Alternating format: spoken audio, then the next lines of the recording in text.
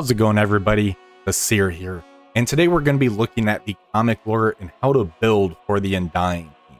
Now, the Undying team takes heavy influence from the Marvel comic series, the Marvel Zombies, along with the zombie episodes from the What If cartoons that they ended up doing.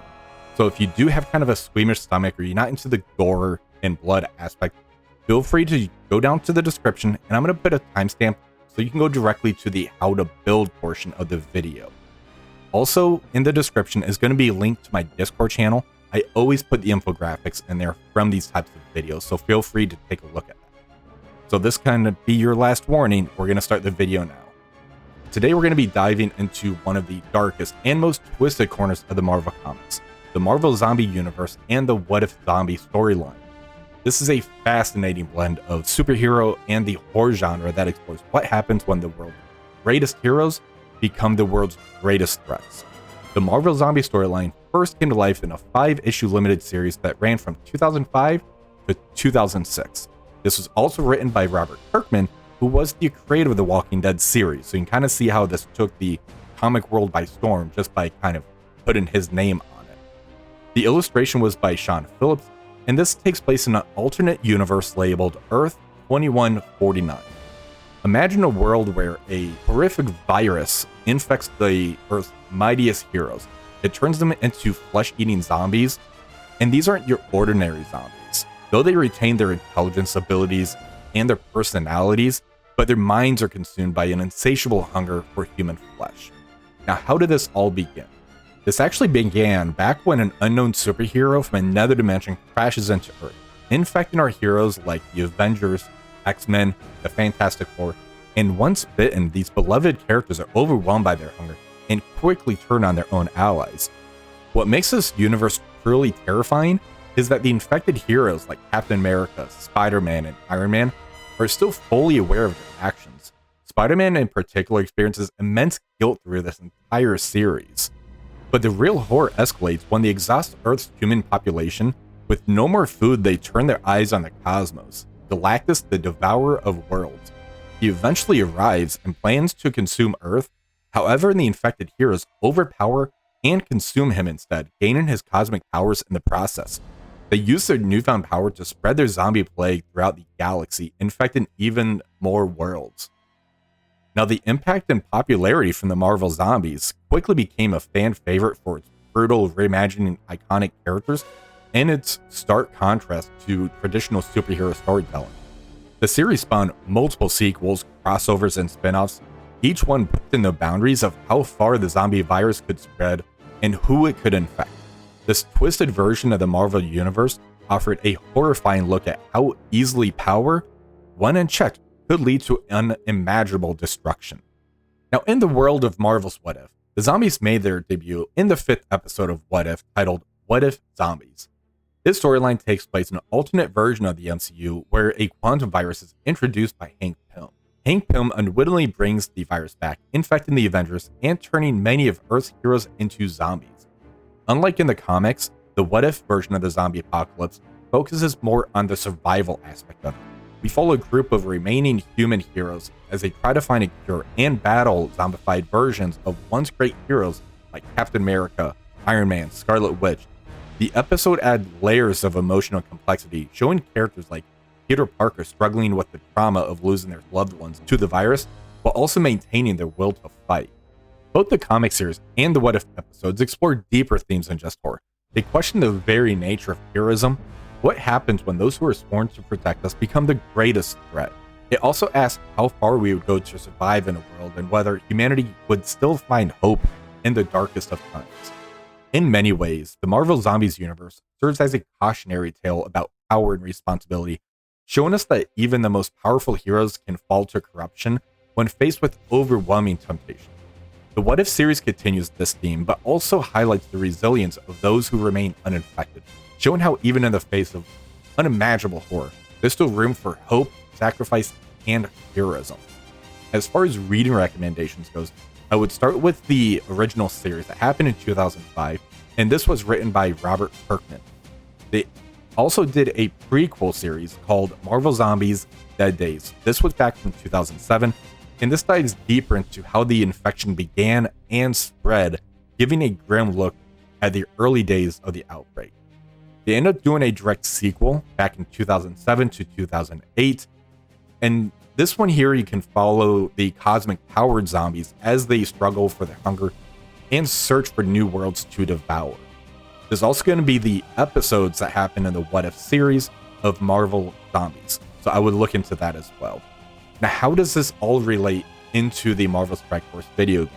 The Undying team is a new, fresh team that ended up coming to the game about 2 years ago, and Hel is the central figure of this team, who really makes sense as she is the goddess of death. So her having her own zombie horde that she can control, it really made sense that she would be the linchpin for this new team. With that, she needs a new zombie to control. So the first one that was brought in was the Iron Man zombie, and he came from the What If zombie episodes. Having it to where there's a zombie that's able to spread these zombie plague to the entire team, it really made sense for them to do it this way. Now, last year they did end up creating their own zombie for the game, who was the Juggernaut zombie. Somebody that's able to rip off their limbs and beat the opponent down. It was a lot of fun and a fresh take on the zombies as well. The Juggernaut zombie wasn't in any of the cartoons, and he made a slight appearance in the comics. However, this was an original character that they came up with. Now, because of the popularity of the zombies and What If episodes, Scarlet Witch was a huge fan favorite, and she was the third zombie that ended up coming to the game. Having it to where this chaos magic is being rained upon by a Scarlet Witch zombie, it was very exciting to see, and a fresh take as well of this new character. But what's the best way to actually build this team? Where can they actually be used at? What ISOs and T4s would actually need to be used to get the full benefit of the zombie team? We're going to dive deep into that and also look to see where you can use this team. Is it just going to be a war team? Can you use them in other game modes? We're going to find out. Now, before we actually get started on this, I do want to give a quick reminder on the way these T4s work. Anything that has bleed on it is going to end up increasing the damage of the bleed itself. Now, this team doesn't require a lot of T4s, but the more T4s that you invest in this team, the better they will be performing because of all the bleeds that do get racked up on here. So with that, we're going to start with Hela, the goddess of death first. With the basic, I do have this set as being a luxury T4. It's going to increase the damage on the primary, and it's going to do piercing to the most injured enemy. The key point on this is going to be applying bleed to the most injured enemy, which is going to be pretty important to the team. That's why I have it set as a luxury. It's not really going to be an essential or high value.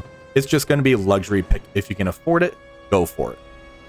Next up is going to be the special. I have this set as a luxury pick as well. It's going to do some extra damage, and instead of having disrupt for 1 turn, it's going to apply disrupt for 2 turns. And instead of 1 bleed, it's going to do 2 bleeds. So it's going to have an additional bleed on there and the disrupt. So I do give that as a luxury pick. Again, it's nothing fantastic, but if you can do it, go for it. Next up is going to end up being the ultimate ability. I have this one set as being a high value pick. This is going to make it to where the barrier is going to be cleared from all enemies. And if Iron Man Zombie is an ally, it's going to spread all negative effects as opposed to 4 negative effects. So this one is going to be pretty important, especially because you're spreading all those negative effects. It's going to end up affecting her bleeds getting spread to everybody. So again, because you put a T4 in here, those bleeds are going to be doing higher damage. Now, as far as the passive goes, this one I have set as a extremely high value. It's not quite the essential level, but it's going to be close. When this character drops below 50% max health, if Iron Man Zombie is an ally, it's going to summon another Undead Asgardian ally. It's also going to play Taunt to all Undead Asgardian allies. This can only trigger once per minute. This is actually a very important T4. It's not quite essential, but it's very close to being an essential one. Now, as far as ISOs go for Hela, I do like her as a Raider or a Skirmisher. Because of the updated stats that she got, I do think we can go back to the Raider. So if you do start having focus issues on landing these negative effects, definitely look at switching her over to a Skirmisher. Either of those should be good for you. Next up, we're going to look at Iron Man Zombie. Just like before, anything that has a T4 on it where there's going to be bleeds, the damage is going to increase with the T4 of those bleeds as well. Now for the basic, I do have this set as a value pick. Instead of applying 1 bleed, it's going to apply 2 bleeds. Also in War Offense, when it does the mind control attack, it's going to do an additional 50% damage for the controlled character. So having something where it's doing a bleed plus an additional damage for the controlled character, that is going to be a value pick for me. For the special, this is going to be an essential T4 if you start investing in this team. On War Offense, if Hell is an ally, apply trauma for 2 turns to the primary target and gain safeguard for 2 turns. Because it's doing trauma and safeguard, that is an instant essential T4 to me. For the ultimate, I had this set as an extremely high value pick. On War Offense, if Hell is an ally, clear all charge from the primary target and the enemy with the highest resistance. This is a very important T4 because it's going to be clearing all of the charge. Certain matchups that you end up going into, if the enemy has charge and being able to clear that off, it's going to be a very good pick for you to grab. For the passive, I have this set as a high value. On War Offense, enemies with bleed will take an additional 25% damage. With all the bleeds that gets applied to the enemy, having it to where they're going to be taking an additional 25% damage is very important. I wouldn't say this is an essential pick. It's definitely a high value to an extremely high value. This one you would not regret grabbing. Now, as far as ISOs go for the Iron Man zombie, I really like Skirmisher on him. Again, because of all of the negative effects that he applies out there, making sure to strip the charge off the ultimate and getting the trauma on the enemy, getting that extra focus is going to be very important for this character. Next up, we're going to look at the Juggernaut zombie. For the basic, this is going to be a luxury pick. He does incredible damage, and adding the extra damage to it is going to be pretty good. The big key for this is there's a lot of bleeds and you're going to be spreading those bleeds. So getting the T4 on there and doing that extra damage is going to be quite important. This isn't really a high value. It's definitely a luxury pick though. You wouldn't regret grabbing this T4 for him. For the special, I had this set as an essential T4. He's going to be flipping the immunity and taunt on all enemies. He's going to do an additional 90% damage and prolonging all the negative effects on each target. This is a very important T4, mainly for getting those flips of the taunt immunity. That way you can try to target down whoever you want. As far as the ultimate goes, this is going to be a high value pick. It's going to do an additional 100% damage to the primary and secondary targets, and it's going to take the drain going from 30% to 50%. This is going to be a very high value pick and one that you're actually going to enjoy using. For the passive, I had this set as being extremely high value, almost an essential T4. This is going to give the entire team and Juggernaut Zombie themselves an additional 40% resistance. Also in War Offense, if this character's health is greater than or equal to 50%, lower the enemy's resistance by 75%. That is incredible when you're trying to apply several bleeds and negative effects to the enemy team. As far as ISOs go for Juggernaut Zombie, I highly recommend using the Striker ISO. In War, he's going to be doing percentile damage to the enemy, and having it to where he's going to do a double hit of that and spreading negative effects of bleeds, that's going to ramp up a lot of the damage value that he's going to be doing for you. And last up, because this is a 4-person team, we're going to look at Scarlet Witch Zombie. For her basic, I had this set as being a high value pick. She's going to be doing additional damage to the primary and secondary targets. The big thing of this basic ability though is going to be the second part. If this character is not at full energy, apply bleed to the primary target and call a random Iron Man zombie or Juggernaut zombie ally to attack the primary target.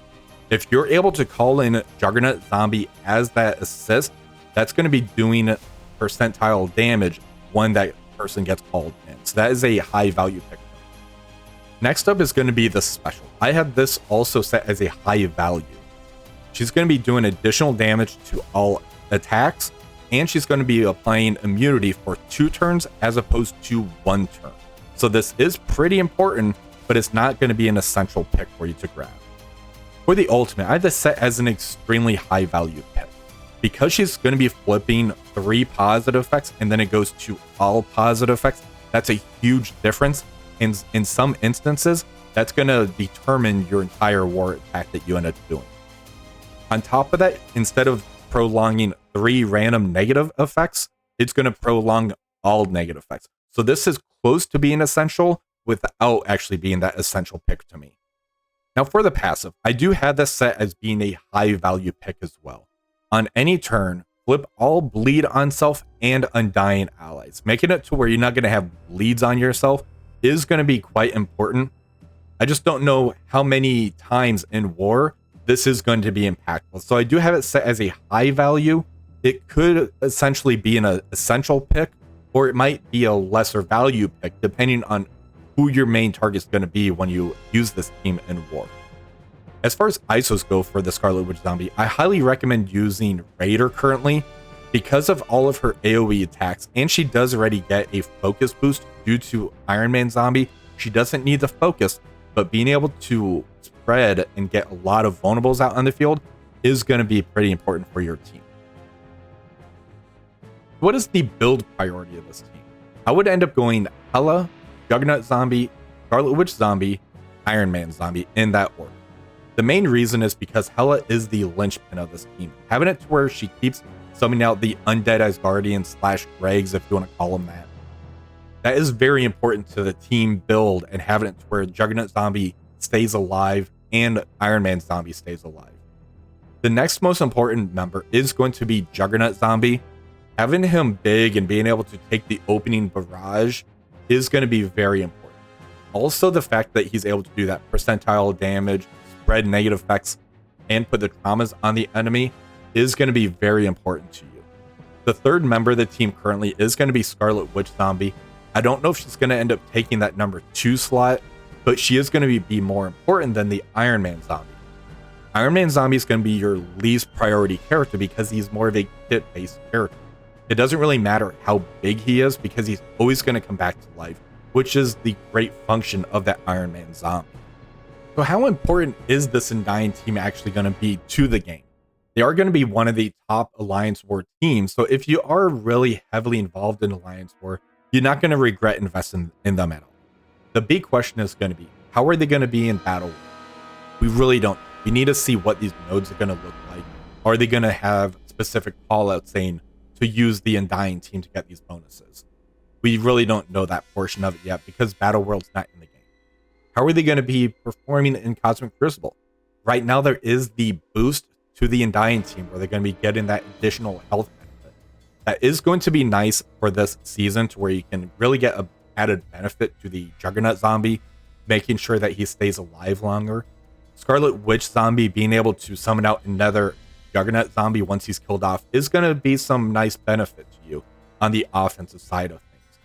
Hela being able to spread all those negative effects, using those undead as guardians as turn meter rewinds, that is going to be very nice.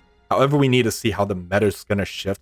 I could see the 3-piece being an offensive tool, maybe adding in some fast characters to really get this team moving. That could be an added benefit that we can look forward to in the future. However, right now, I would say they are strictly going to be in a war team with a few niches that you can kind of plug and play here and there to get some added benefits. I do hope that you do enjoy this video. If you do, please remember to like, share, and subscribe to the channel. Until next time, have a wonderful rest of the day.